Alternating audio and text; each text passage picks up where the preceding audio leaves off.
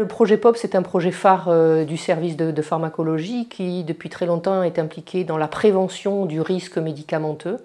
Et c'est un projet qui est d'autant plus illustratif que désormais il prend une dimension nationale, mieux informer sur les médicaments opioïdes, mieux les prescrire et sécuriser leur utilisation.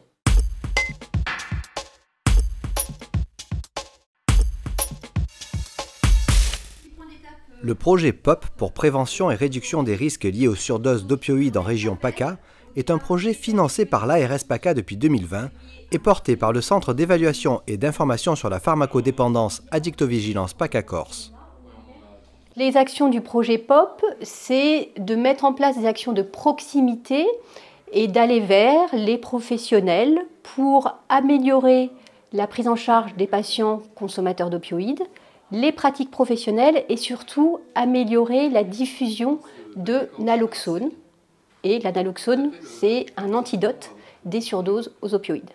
La dépendance aux opioïdes peut survenir de plusieurs façons, soit après un traitement pour lutter contre la douleur, soit par la prise directe de stupéfiants. En cas de mésusage, les consommateurs risquent des surdoses qui peuvent être mortelles. Un des meilleurs moyens de prévention, c'est le bon usage. Si je prends bien mon médicament tel que c'est prescrit, je respecte la dose. Quand je n'ai plus mal, par exemple pour la douleur, j'arrête mon traitement, je diminue progressivement les doses, on est beaucoup moins exposé justement à ce risque de mésusage, d'addiction et de surdose. Donc le b.a.-ba déjà, c'est de bien prendre ces médicaments opioïdes. Les renseignements sont diffusés de manière ciblée, avec des packs d'informations différents en fonction des professionnels et des usagers. On va cibler les médecins généralistes, on va cibler toutes les structures douleurs de PACA, on va cibler toutes les structures spécialisées dans la prise en charge des addictions de PACA, et on a aussi un work package spécifique pour les patients usagers. Et récemment, là en octobre 2023, on a élargi les cibles vers les CLUD, les pharmaciens, et on a aussi une phase pilote avec les services d'urgence à la PHM et les pompiers des Bouches-du-Rhône. On a voulu monter un programme de formation à la carte, vraiment flexible pour les structures, où on se déplace à leur demande pour une intervention qui va d'1 heure à une journée et on balaye différents thèmes avec eux et on essaye de cibler non pas seulement les médecins et les infirmiers, mais toute l'équipe, les éducateurs, les travailleurs sociaux, les psychologues, les secrétaires, etc. pour que toutes les équipes soient sur le même niveau d'information. Pour aider les professionnels et les usagers, plusieurs actions sont proposées, comme le jeu Quizopio, un jeu de cartes pensé par l'équipe du projet POP à destination des professionnels spécialisés dans les addictions et la douleur, mais également des pharmaciens et médecins libéraux ou encore des usagers.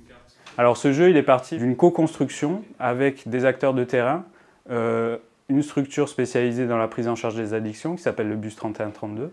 On a vraiment travaillé main dans la main avec des professionnels, avec aussi des personnes concernées, pour essayer de monter cette intervention tous ensemble, avec des prototypes. Voilà, on a prototypé, on a testé, et fort des retours qu'on a eus, on a aujourd'hui une version qui est finale et qui est vouée à être diffusée dans la région. Pour obtenir Quizopio, il suffit d'en faire la demande au CUIP Addictovigilance PACA Corse. Une équipe distribuera le jeu et proposera une formation. L'intérêt de toute cette communication ciblée est de mieux repérer le risque de mésusage, mais aussi de diffuser la naloxone, l'antidote en cas de surdose d'opioïdes, qui peut être disponible pour tout patient consommateur. Cet antidote fonctionne en quelques secondes, voire quelques minutes, et inverse totalement l'effet de la drogue, pouvant sauver une vie. Il existe en kit, sous forme de spray nasal ou de seringue pré-remplie pour injection intramusculaire.